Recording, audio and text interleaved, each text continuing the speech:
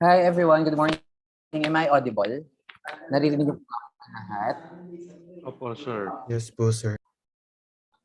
Okay, thank you. Okay, I'll just share my screen. Where's the module 1?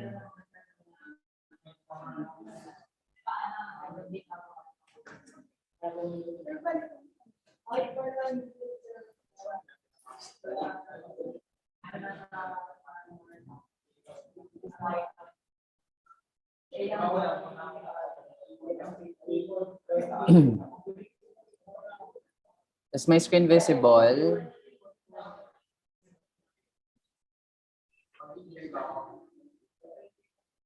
Nakikita po ba yung naka-share po? Opo, sir. Okay. So last time, our topic was all about derivatives. Okay. For the last quarter, which is quarter 4, what we'll be discussing is all about its exact opposite. And the exact opposite of derivatives would be anti-derivatives or what we call integration.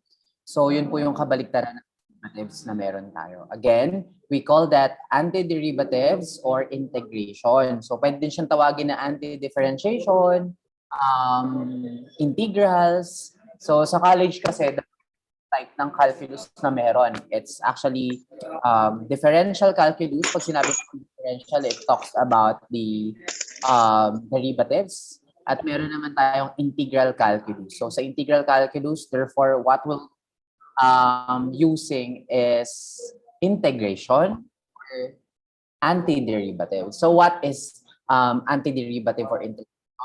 So when we say integration or anti-differentiation, it is the process of passing from the derivative function to the function itself. It is the operation of finding the antiderivatives of a function and is denoted by the integral sign. So integration is said to be inverse operation of differentiation. So ano ba yung common na ginagawa natin if there is a derivative? How do we get a derivative of a certain function using a power rule? Yes, Mr. Quaresma. So ano ba yung ginagawa natin if we're getting the derivative? Anong nangyayari sa exponent? What do we do with it, with the exponents? John Ree? Hi po, sir. Parang Yes. yung nangyayari po sa exponent po, minumultiply lang po siya sa constant po. Tapos, mama-minus 1 lang po ng yung exponent. Okay. So, therefore, if we are getting the derivative of a certain function and it contains an exponent, what we do to the exponent is we subtract what? We subtract. Ilan yung sinusubtract natin? If we are getting the derivative, ilan yung sinusubtract natin sa exponent? 1 po. 1 po. Subtract 1. Okay. Remember that if we have derivatives, if we are given a function containing exponents and we're asked to get its derivative, therefore we need to subtract 1 from its exponent and then multiply the exponent to the constant of the function. So if we are given here antiderivatives, these are the terminologies and notations. So anti-differentiation is the process of finding the antiderivative. The symbol for this one, this is the integral sign. So para siyang bulate, it denotes the operation of anti-differentiation. So kapag nakakakita ka ng ganon, ibig sabihin you're asked to get the antiderivatives. So S siya na medyo pataas. So it is like a summation. So kinukuha mo yung sum ng lahat nun if you're asked to get the value for that. So the function f is called the integrand. So if f is an derivative of f, we write the integral of f of x dx is equal to f of x plus c. And the symbol of the integral sign and dx go hand in hand. So pag nakakita kayo ng integral sign, therefore there should always be dx sa dulo. Ibig sabihin nun, kinukuha natin yung integral niya. Where dx helps us identify the variable of integration. So, etong dx na to, nakadepende kung ano yung variable na nakalagay dun sa function. If the function is 4s cubed plus 4 plus 5s squared, therefore it shouldn't be dx. This should be what? It should not be dx. This must be ds. Because we are integrating in terms of s. Again, it is a variable of integration. Kung anumang variable yung ginamit mo dun sa integral sign, dapat yun yung variable na nandito. Okay? So, eto po siya. The integral of f of x dx is equal to f of x plus c, wherein this is the integral sign. The function is the integrand. Dx is the variable of integration. And the answer for this one is the antiderivative and the constant of integration. Remember that if you are asked to get the integral of a certain function, the answer must always contain the constant of integration. Lahat ng answer natin na hinahanap yung integral, kailangan palaging may plus c. Okay? So pag nakalimutan po yung plus c, mali po siya because kapag nag-i-integrate tayo, if we are getting the integral of a certain function, lagi po siyang may sobra. At yung sobra po na yun is yung constant of integration. We do not know yet the value of that constant, but we'll be able to determine that using differential equations. Okay, so let's now start. Okay, so close ko lang ito.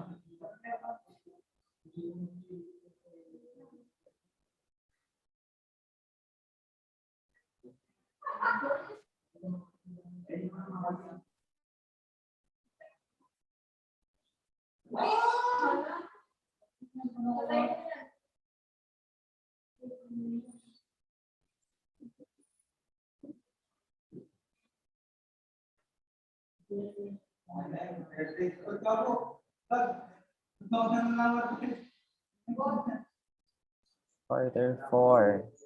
Okay. Let's have an example muna.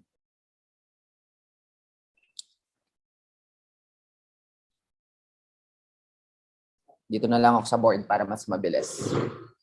Itong laptop.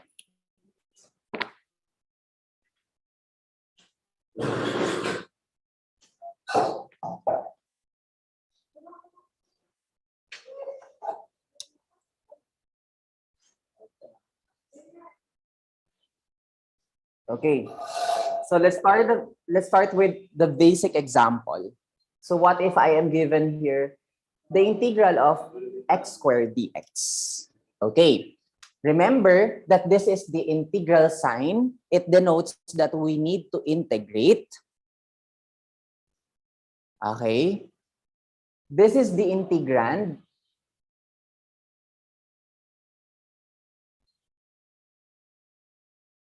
It is the function that is f of x. And this is, what do we call to dx? It is the what? What do we call to dx? It is the variable of integration.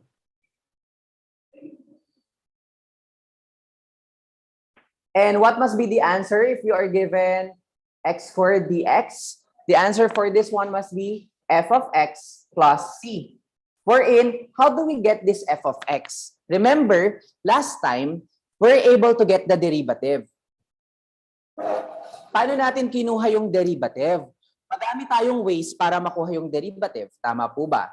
So, one way to get the derivative of a linear function of polynomial function is through power rule. Naalala nyo pa po ba? Can you still remember power rule?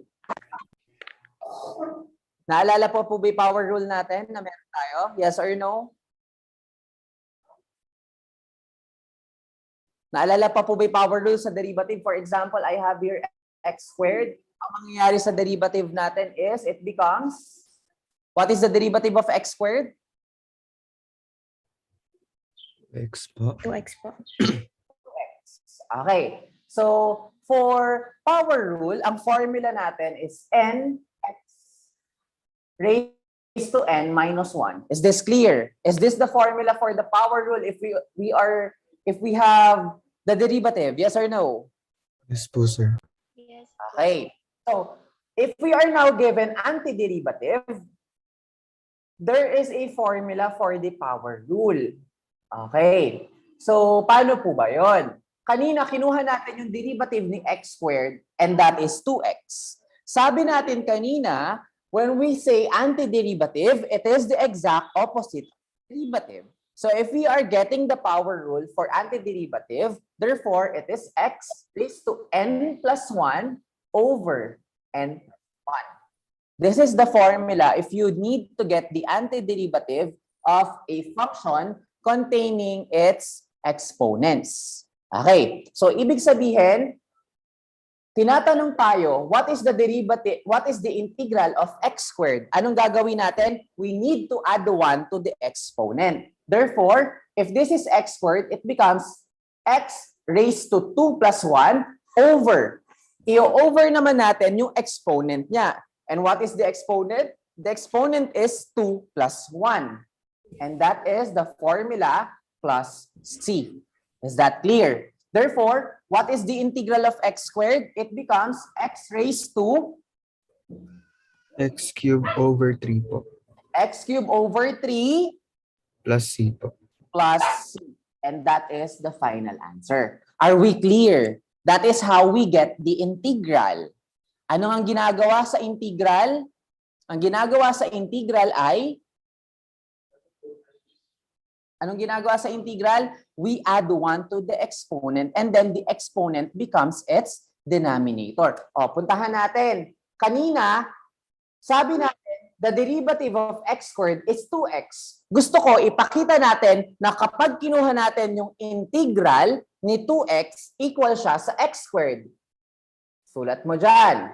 The integral of 2x dx. Anong gagawin? 2x, pwede nating ilabas kasi it is a constant. Therefore, this is equal to 2 integral of x dx. Okay. So in this case, this becomes 2. What happens to x? It becomes x raised to, ano yung exponent ni x po? 1, di ba? Tama po Yes ba? po, sir. 1, anong mangyayari kay 1? Anong Plus gagawin 1 natin sa po. exponent? Plus 1 po. Over 1 plus 1. 1 plus 1 po. plus, may kulang, C C. po. plus c. Okay. Therefore, this becomes 2 times x raised to what? 2 po. 2 po. X raised to 2 over 2. 2 po. 2 plus c. What happens? Cancel 2, and it becomes x squared plus c. And nakuha ba natin yung x squared? Yes or no? Yes po, sir. Okay. Therefore, they are the exact opposite. Okay, maliwanag na ha? Let's have another example. Let's have another example.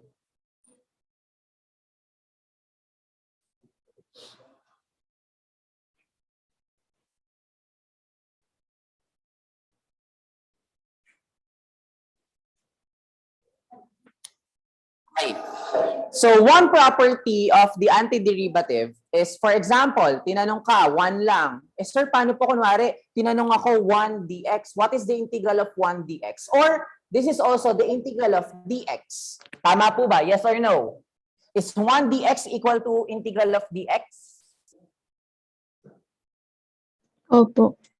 Okay. Therefore, this is just equal to x plus c. Tatandaan mo, if you are given dx, it is considered 1 and that is x. Bakit? Bakit, guys? Ano po ba yung derivative ni x? What is the derivative of x? Anyone? What is the derivative of x in terms of x with respect to x, guys? 1 po, sir. 1. Tama ba? Na pag kinuha ko yung integral ni x, ay integral ni 1, dapat x yung lumabas. Yes or no? Yes po, sir. Yes. Okay. So that is the essence of antiderivative. So let's have another example para mas magets nyo siya ng mabuti. Okay. So what is the integral of 2x?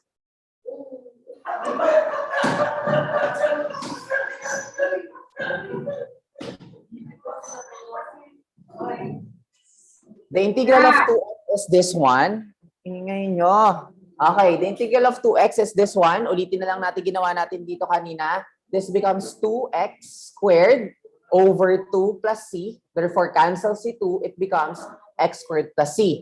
Kailangan, gusto ko, isang tingin pa lang natin dapat alam na natin yung integral if it is just linear or polynomial. Kasi madali lang naman siya. All we have to do is to add 1 to the exponent and then the exponent becomes the denominator. Okay.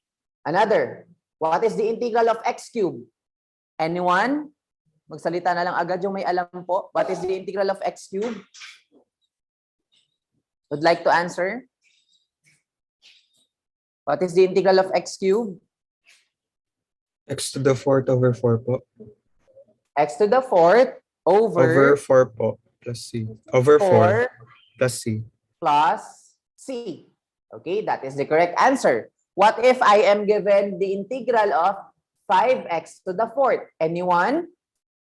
Anyone would like to answer? The integral of 5x to the fourth. Sorry, nakakalimutan natin yung dx, the variable of integration. Okay, so what is the integral of 5x to the fourth dx? X to the fifth po. Okay, so bakit naging x to the fifth? This becomes 5x raised to 5 over 5 po. 5 plus c. We cancel out 5 and the answer must be x raised to 5 plus c. Are we clear? Okay, next example. What if you're now given a what if you're now given a fraction? What if you're given 1 over x raised to 7 dx? What happens? Sir, kala ko po ba gagana lang siya kapag linear and polynomial? Wala naman po kayong sinabing rational. Okay. So, remember, sabi natin dati sa derivatives, if we are given power rule, gumagana lang siya if there is an exponent. Again, sabi natin sa power rule, gumagana lang siya if there is an exponent. So, what do we do now? We need to change this fraction into just one value. Okay, so this fraction, kailangan if there is a value for the denominator, kailangan maging numerator lang siya. And what do we do now? We need to transform 1 over x raised to 7 into just one numerator. Okay. And it becomes what? It becomes, kailangan maiangat daw natin sa numerator yung x raised to 7. If this is positive 7, at gagawin natin siyang numerator, what happens? X It raised to becomes the integral of, yes, x raised to negative 7. x raised to negative 7 dx. At sa tingin nyo ba, gagana na yung antiderivative natin kung ganito na exponent natin? Yes or no? Gagana na po ba? Yes or no? Gagana na po ba? Yes or no po? Sa tingin nyo, gagana na yung power rule natin for this one?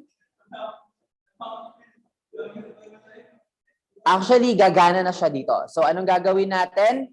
We need to add, therefore, the answer is we need to add 1 to the exponent and then the exponent becomes the denominator and add c. What is negative 7 plus 1? It becomes x raised to 6 Negative negative 6 po. negative 6 over negative Negative 6 plus c. Therefore, this becomes x raised to negative 6. Pwede na natin siyang ibaba ulit at maging positive yung exponent. This becomes negative 1 over 6x raised to 6 plus c. Is this clear po kung bakit naging ganito yung final answer natin? Yes or no? Is this clear? Yes po. Paano po yung iba? Do you have questions? Para pwede na tayo mag-proceed sa ibang examples. Do you have questions po?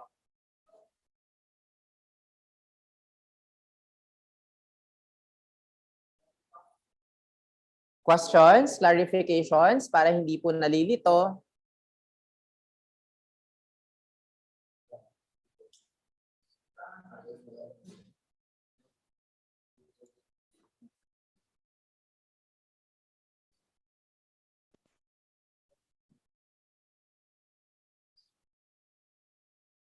Okay. So, sige, screenshot nyo muna para pwede ko na siyang burahin for other examples.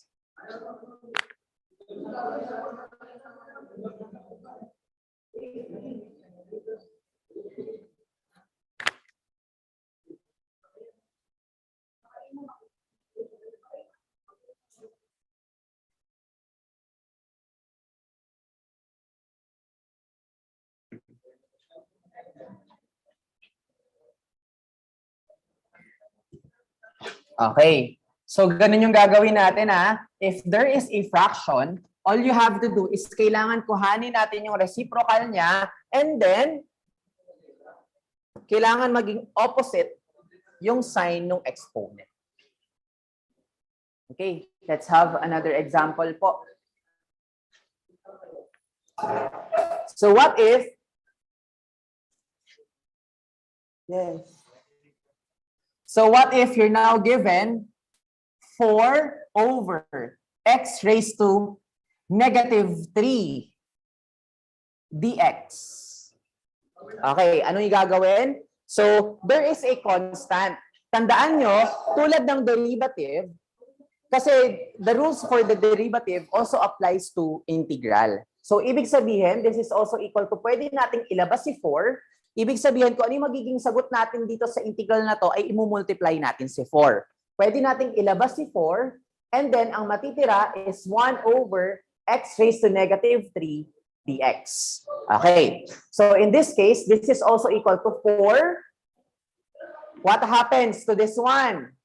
Dahil 1 over x raised to negative 3, hindi natin siya pwedeng makuha yung integral niya. Ang gagawin natin is iaakyat natin si x raised to negative 3. And it becomes what? It becomes X raised to positive 3 po. x raised to 3 dx. Therefore, let us now get the integral. What is the integral of x cubed? It becomes x raised to 3 plus 1 over 3 plus 1 plus c. And it becomes 4 times x raised to 3 plus 1 is x raised to 4 over. What is 3 plus 1?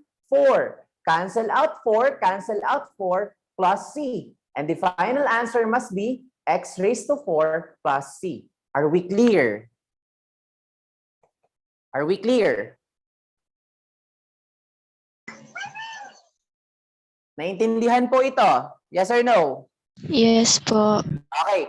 What if you're now given naman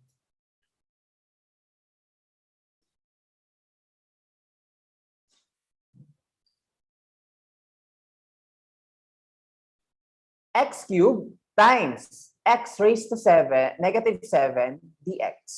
Sige nga, pakitry.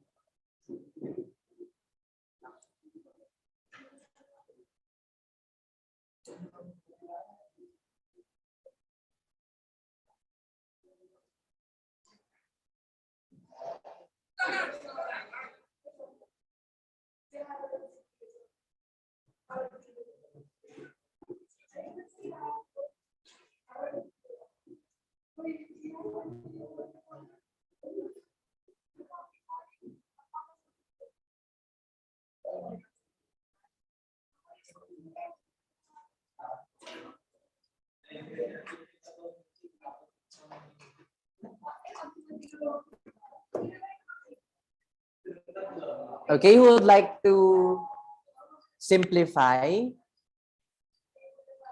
Anyone po would like to simplify this function? Yes, Lan. This becomes the integral of? Integral, since ano po, multiply po yung pareho pong values po ng x, magiging x raised to negative 4 po siya. Why? Because if we are given the same base, we just need to Subtract. add To add add the exponent. Therefore, that is 3 minus 7. That is negative 4. Okay. And since we now have this integral, what is the integral of the function? It becomes X raised to negative x to raised negative 4 plus 1 over 4 negative 4 plus 1. plus. C po. Plus C po. Okay. Simplifying, this becomes X raised to negative 3 over negative 3 plus C po. or that is negative x raised to negative 3 3 over 3 po. over 3 plus c. And that is the final answer. Okay. So, alam na natin gagawin if there is a negative exponent. Remember, na gumagana lang yung power rule if there is an exponent. Eh sir, what if we are now given square root? Okay. Sir, paano po pag meron na pong square root, ano na po yung gagawin namin? Okay. Sabi natin, kailan lang gumagana yung power rule? Kailan lang po gumagana yung power rule? Anyone? Kailan lang gumagana yung power rule? Kapag may exponent po. If there is an exponent. Is there an exponent? Is there an exponent for this one? Wala po. Wala. Paano yun? Hindi na natin pwedeng gamitin si power rule. Meron po. Meron po, sir. Meron po, sir. Yes, there is. Di ba tinuro ko din sa inyo to nung gumamit tayo ng derivative? That if we are given root or radical functions, what do? We need to express it in terms of its exponent. And how do we express square root in terms of its exponent? Therefore, this is equal to the integral of X raised to 1/2 po. x raised to 1/2 dx. Okay, so in this case, kuhanin na natin yung integral niya. It becomes x raised to 1/2 plus 1 over 1/2 plus 1 plus c. And what is 1/2 plus 1? It becomes x raised to 3/2 over 3/2 plus c. Okay, this becomes x raised to 3/2 over 1 plus times 2 over 3 plus c. Nagets kung bakit naging ganito? Sino ba si Bebeloves?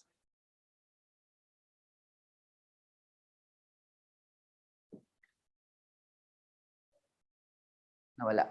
Okay. Nagets po kung bakit naging ganito? Since it contains division and there is a fraction in the denominator, we need to get the reciprocal para maging multiplication naman siya. Are we clear? Okay? Therefore, this becomes 2x raised to 3/2 over 3 plus c. Or kung ibabalik natin to, na maging radical, this becomes 2 square root of x cubed over 3 plus c. And that is the integral. Okay? Questions? Nagets po kung bakit naging ganito? Naintindihan? Naintindihan po ba? Yes or no po?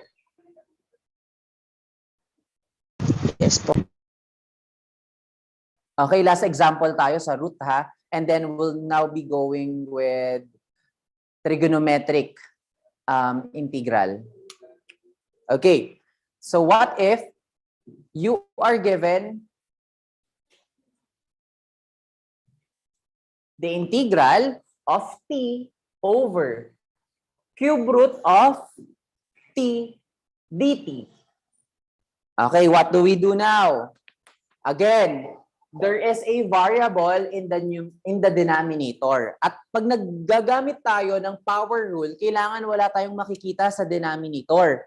Anong gagawin natin? Kailangan iaangat natin yung nasa denominator para mapunta siya sa numerator. And this becomes the integral of t over, etong cube root of t is just equal to t raised to 1/3. Etong t raised to 1/3, kailangan maiangat natin. And what happens pag inangat natin si t raised to 1/3? This becomes t times. So pag inangat natin, it becomes multiplication times what? T raised to what? T raised to Negative 1/3 po. negative 1/3 dt. Simplify. This becomes the integral of t times t raised to negative 1/3. Same base but different exponents. What happens? The exponent of this one is 1. What do? We add their exponent. 1 plus negative 1/3, it becomes what? It becomes T raised to T raised to 2/3 po. t raised to 2/3 dt. So in this case, we'll now be able to find its integral. Tama po? Okay, kuhanin na natin. And what happens to the integral of this one? This becomes t raised to 2/3 plus 1 over 2/3 plus 1 plus c. And what is 2/3 plus 1? Since the denominator of this is 3, yung 1 pwede nating palitan na 3 over 3. 3 over 3. Same denominator. What happens to their numerator? We just add. 2 plus 3 is? What is 2 plus 3? 5. 5. Therefore, the answer must be 2 raised to 5/3 over 5/3 plus c. But we could still simplify this one. And this becomes t raised to 5/3 over 1 times 3 over 5 plus c. Therefore, the final answer would be t raised 3 times t raised to 5/3 over 5. And that is plus c, the final answer. Are we clear? Maliwanag po ba? Yes or no? Maliwanag po? Kasi pupunta na tayo sa next part ng discussion natin. Are we clear? Paki-check po yung mga yung GC natin. Alam ko na i-send na sa GC natin before yung derivatives ng trigonometric. Ito po. Integral of trigonometric. Send ko sa Torresi ulit. Send ko sa Pollard. Send ko sa Gilbert. Send ko sa Corbett. Send ko sa Edwards. Ayan. So nakita po ba sa mga GC? Nakita nyo po ba sa mga GC nyo? Okay, screenshot nyo po muna para hindi kayo malito later. Ganyan yung gagawin natin. Okay, kailan natin ginagamit yan? So, we are only using this property if the power rule is applicable. Again, ginagamit lang natin to if the power rule is applicable. At kailan lang po pwedeng gamitin si power rule? Anybody? Sino pong pwedeng mag-answer? Kailan lang po pwedeng magamit si power rule? If there is what? If there is? Exponent po. If there is an exponent. That's why you need to rewrite the given in terms of its exponent. Regardless if there is a negative exponent, if there is a root. So, kailangan the given must be expressed in terms of its exponent. So, ganun lang po yung gustong ipaliwanag sa atin ng power rule. Okay, maliwanag po ba yun? Okay, I'll send your module po later. Okay, and for the next module, ito naman po siya. So, madali naman siya.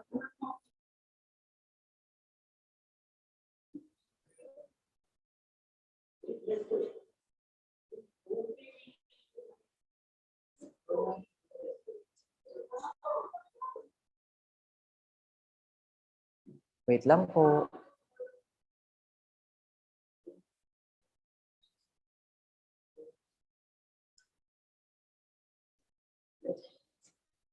Sulat ko na lang din para hindi kayo malito.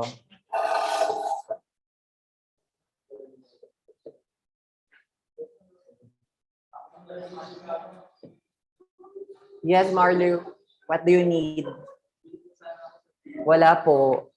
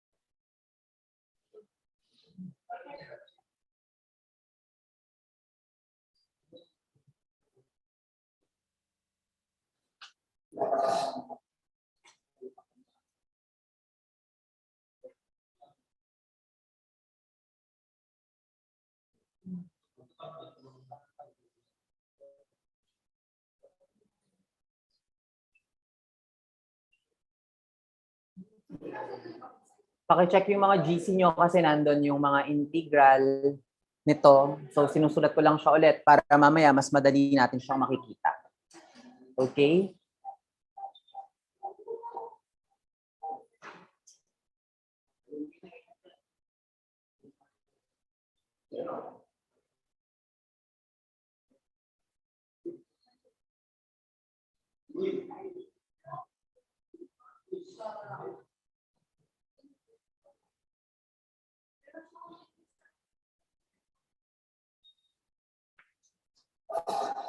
Malabo? Okay na? Hindi naman, okay lang. Naka-mic naman ako eh.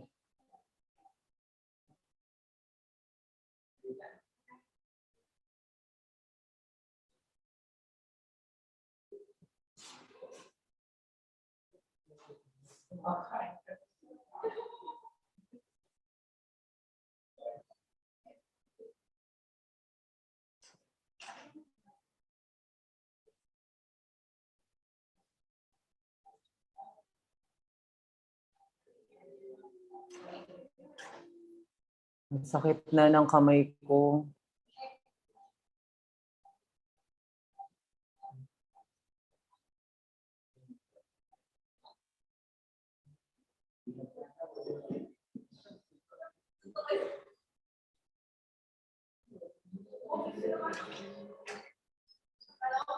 Actually, if you will be analyzing the integral of trigonometric functions, you will realize that it is related to the derivative of trigonometric functions. So, kung makikita mo, ay, oo nga, yun lang din pala siya. Kasi kung maalala nyo, the derivatives of the cofunctions are negative. Pero dito, kabaligtaran naman, the integral of sine is negative, while the integral of cosine will be positive. So lahat ng integral of cofunctions are positive, cotangent positive, cosecant, dito nag-negative na siya dito. Cosecant, negative dito. Secant tangent, cosecant, negative din dito. So yun lang pala yung, pero sa relationship niya, kung maalala nyo, the derivative of tangent is secant squared x. The derivative of cotangent is negative cosecant squared x. The derivative of secant is secant tangent. The derivative of cosecant is cosecant cotangent. Okay? So, kung napag-aralan nyo mabuti yung derivative ng trigonometric functions, so, kabaliktaran lang din naman siya nung nandito. Okay, so let's start. Kailangan, kung pinag-aaralan mo yung derivatives at integral ng trigonometric functions, remember that you shouldn't forget, wag mo dapat kakalimutan yung proving identities. Kailangan alam mo pa rin yung mga identities. From there, saka pa lang natin masasagutan siya ng buo. Okay. So, na-receive na ba dun sa mga GC nyo?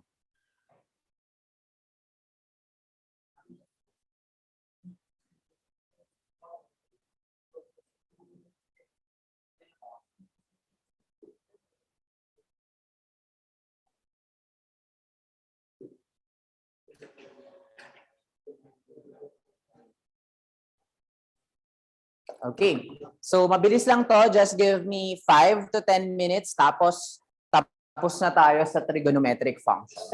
Okay. Number 1. What if you're given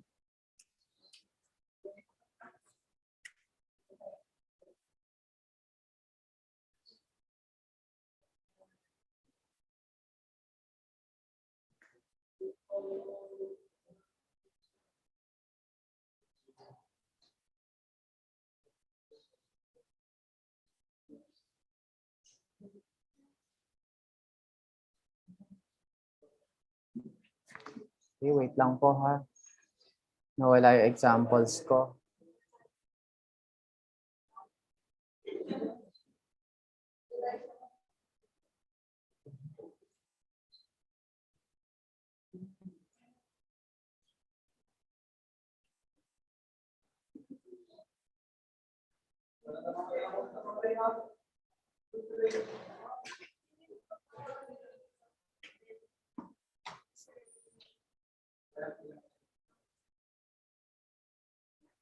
Wait lang po.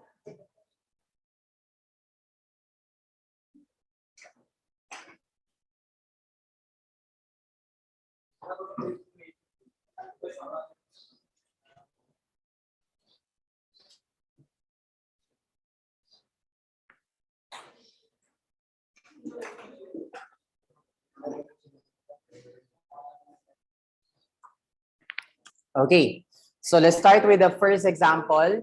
What if we're given the integral of cosine of x minus sine of x dx?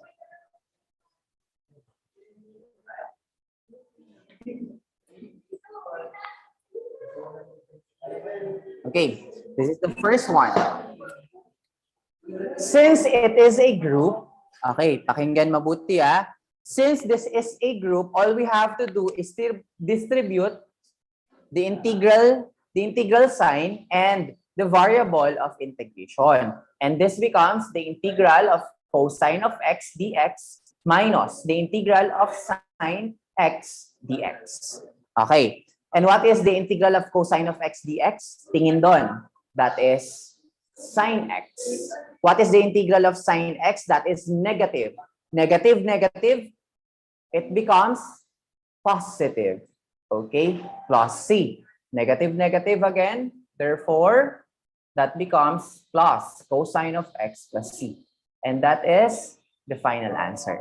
Is this clear? Okay. So second example, para hindi malito. What if you are given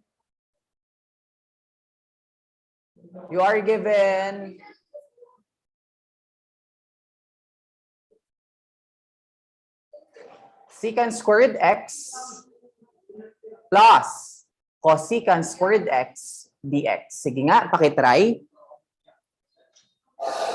Again, it is a group function. So all you have to do is to distribute.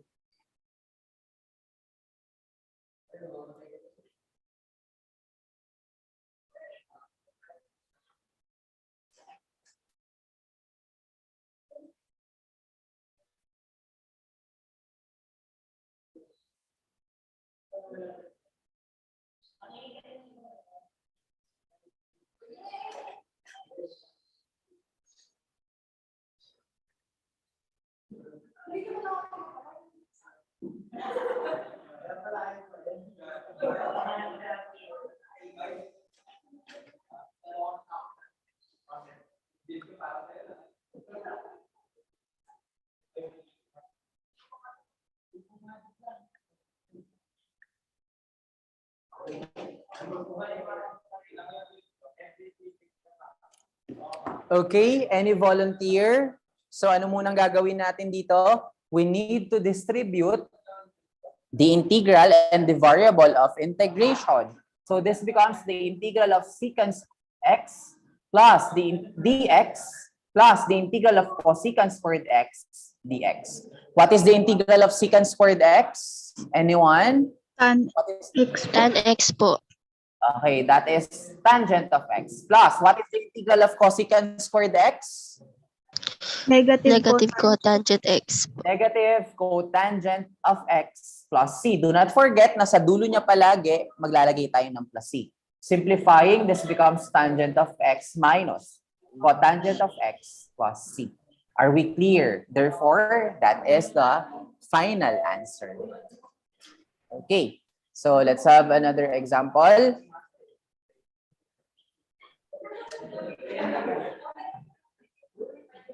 Okay, number 3.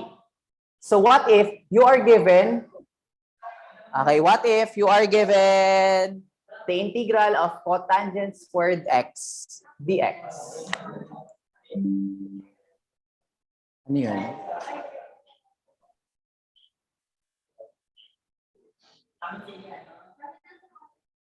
Guys, tingnan nyo mabuti. Cotangent squared x dx.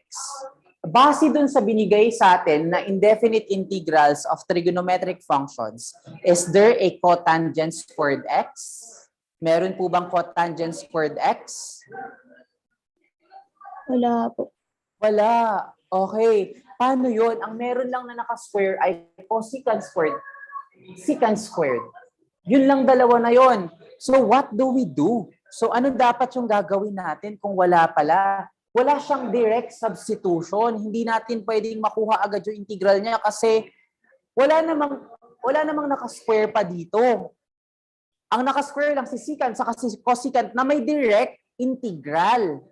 So ano dapat yung gawin natin dito? Okay. So the very first thing that we need to do for this one is we need to simplify. And by what? Tatandaan nyo, kapag naka-square, makinig mabuti ha, kapag naka-square, ang gagamitin natin dyan para makuha natin yung identity niya is Pythagorean identity. Okay. At ano po ba yung mga Pythagorean identity? We have 3. Isa-isahin natin.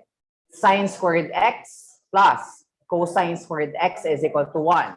Number 2. Ano yung number 2 natin? 1 plus cotangent squared x over is equal to cosecant squared x.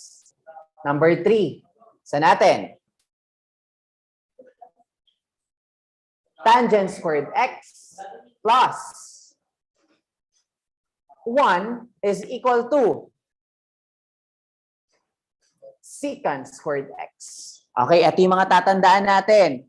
Ibig sabihin, kailangan para makuha natin yung integral nito, hahanap tayo ng value nito na meron dun sa Pythagorean identity natin. Is that clear? Okay, at ano yon? Kung may cotangent squared tayo dito, ano yung pipiliin natin na Pythagorean identity? 1, 2, or 3? 1, 2, or 3? 2 po. 2. Okay, Ano? lagay natin si 2. 1 plus cotangent squared x is equal to cosecant squared x. Ang kailangan lang natin si cotangent squared x. So, kailangan, andyan lang siya. Anong gagawin natin kay 1? Lipat natin sa kabila. Therefore, this becomes cotangent squared x is equal to cosecant squared x minus 1. Lagay natin yung value nito dun sa given. Therefore, this becomes number 3. Pwede na natin siyang isulat as integral of cosecant squared x minus 1 dx. Meron ba tayong direct integral for cosecant squared x? Tingin dun sa table. Meron po ba? Yes po, sir. Meron. Alam ba kapag may 1 na given sa integral, alam yung gagawin? Yes or no? Yes or no? Di ba dapat alam nyo pag may 1? Okay. So, distribute natin yung sign at distribute din natin yung variable ng integration. Therefore, this becomes integral of cosecant squared x minus dx minus integral of 1 dx. Yung minus niya, dahil minus 1 siya, doon ko na nilagay sa labas. What is the integral of cosecant squared x dx? Tingin doon sa table. Ano yung integral? Negative Cotangent x plus c. cotangent x. Hindi pa natin susulat yung plus c. Doon pa sa dulo. At ano yung integral ni 1? Ano yung integral ni 1? X X po. po. X minus x plus c. Therefore, this is the final answer. Gets po ba? Naintindihan? Maliwanag po ba to? Again, kung merong mga naka-square na function at wala siya dito sa given na to, therefore, what do we do? Anong gagawin natin? Pythagorean identity po. Pythagorean identity. Okay, let's have another. Okay, number 4.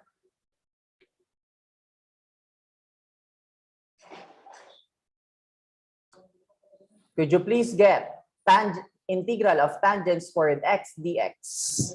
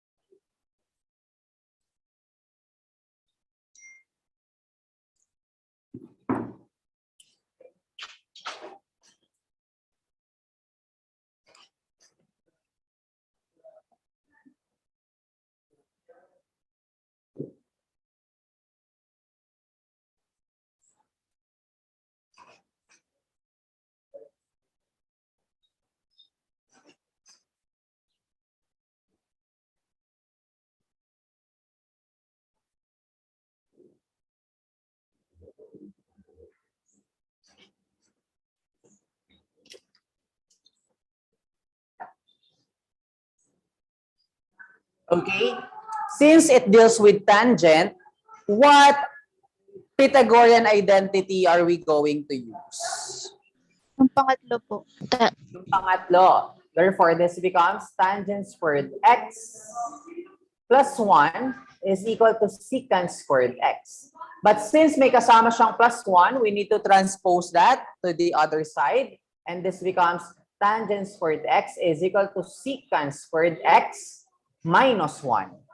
Pwede na nating palitan. This becomes tangent squared x. Sorry, ano yung tangent squared x? That is secant squared x minus 1 dx. Distribute the integral sign and the variable of integration. This becomes secant squared x dx minus 1 dx. And what is the integral of secant squared x?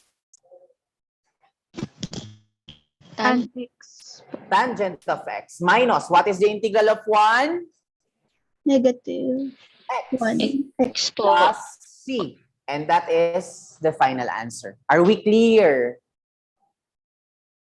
Maliwanag po ba?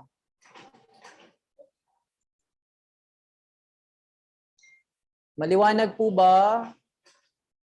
Yes po. Okay, last example. Last example.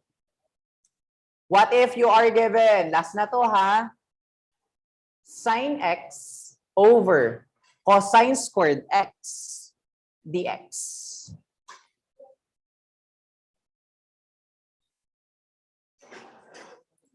There are two ways in which you will be able to answer this one. One, by using cosine squared as Pythagorean identity. And one, by just merely analyzing the given. Since this is squared, pwedeng sabihin natin na dalawang pinagsamang cosine. And we will be rewriting this as sin x times 1, since dalawa yung gagawin natin, over cosine of x times cosine of x. Is this clear? Maliwanag po ba kung bakit naging ganito? Si sin x, nag-multiply tayo ng 1 sa kanya, wala lang din nangyari. Okay? Over yung cosine squared, pinaghiwalay natin. Maliwanag ba to? Yes or no? Yes po. Maliwanag. Therefore, isa nito at isa nito yung gagawin natin. And it is now equal to the integral of what is sine over cosine? What is sine over cosine, guys? Tangent po. Tangent. O, nakalimutan na yung identity natin ha. That is tangent of x. What is 1 over cosine? Reciprocal identity. What is that? Secant po. Secant of x dx. Look at the given table. Meron ba agad direct substitution ni tangent x, secant x? Yes po, sir. Yes, and that Meron is po. what? And that is Secant Secant x X plus c. plus C Secant po. x plus c. And that is the final answer. Are we clear? Again, it is integral of trigonometric functions are dependent on how you will manipulate the given function. Nakadepende siya kung paano mo aayusin, kung paano mo i-manipulate, kung paano mo kukuhanin yung identity. Okay, maliwanag po? Is this clear? Are we clear po? Okay, paki-screenshot po muna. I'll just send another link ng Zoom meeting natin for the continuation of our discussion.